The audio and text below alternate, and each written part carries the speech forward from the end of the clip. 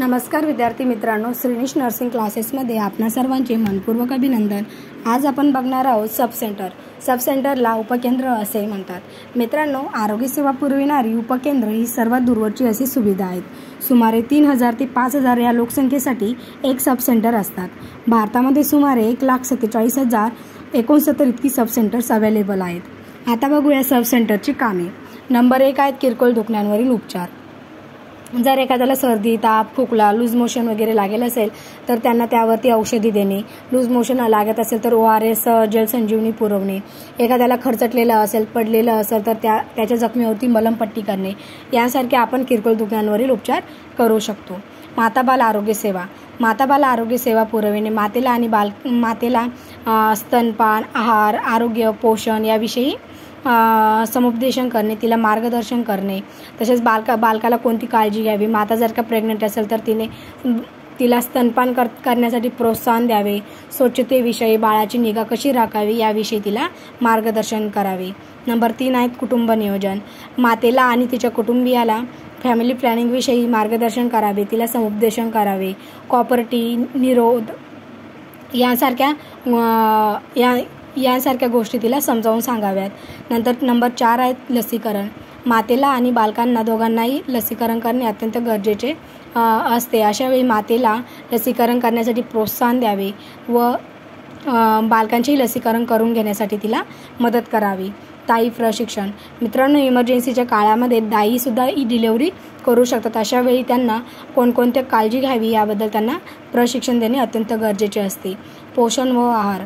मातेला आणि बाळाला तसेच कुटुंबियांना जर का यांनी व्यवस्थित पोषणयुक्त आहार जर का घेतला तर त्यांना खूप साऱ्या रोगांचा धोक्यापासून ते वाचू शकतात।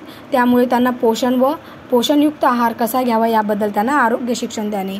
आयरन व फॉलिक ॲसिड गोळ्यांचे वाटप करणे। गावामधील जे किशोरवयीन मुले असतात, तसेच 6 वर्षाखालील बालके असतात, स्तनपान देणाऱ्या माता,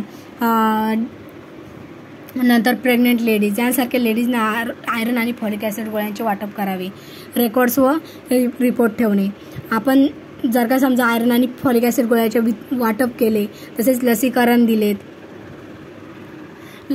दिलेत, एखाद्याला तांबी वगैरे बसले तर अशा सर्व गोष्टींचा रेकॉर्ड्स आणि रिपोर्ट ठेवणे अत्यंत गरजेचे आहे। नंबर 9 आहे संदर्भ सेवा। जर आवाक्याबाहेरचं एखादं पेशंट आलं तर त्या पेशंटला संदर्भ सेवा देणे अत्यंत गरजेचे आहेत। अशावेळी त्यांना ॲम्ब्युलन्स उपलब्ध करून देणे।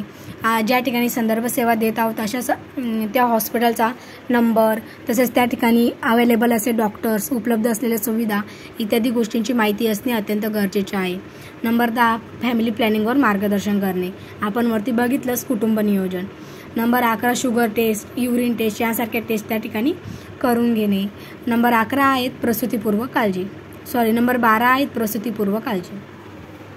माता जर का प्रेग्नेंट असेल तर अशावेळी तिला कोणकोणता आहार घ्यावा, तिने आहार घेतला तर तिचे बाळ कसे सुदृढ जन्माला येईल अशाबद्दल, तसेच तिने मद्यपान, धूम्रपान करू नये, तिने तिचे आरोग्य व स्वच्छता व्यवस्थित ठेवावी अशाबद्दल तिला आरोग्य शिक्षण द्यावे।